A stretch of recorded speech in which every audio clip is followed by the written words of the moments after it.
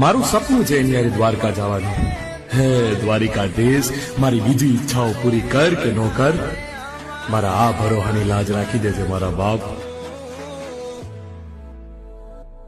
એની આદર ઓગળ્યું હવા લાકડી રે, એનો રાજવારું મારું કરશન કોણ.